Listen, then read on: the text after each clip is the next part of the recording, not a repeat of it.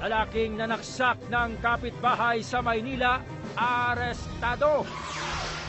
Mahigit 2,000 pamilya sa Davao City, inilikas dahil sa baha. At maki-food trip sa Chinatown sa Binondo, Maynila. Abangan sa TV Patrol.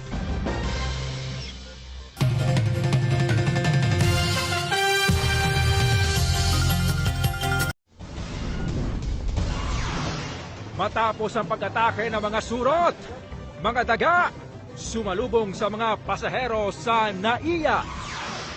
Presyo ng LPG tataas ngayong Marso. At higit 300 putahe ng baboy, tampok sa record-breaking na Hog Festival. Abangan sa TV Patrol.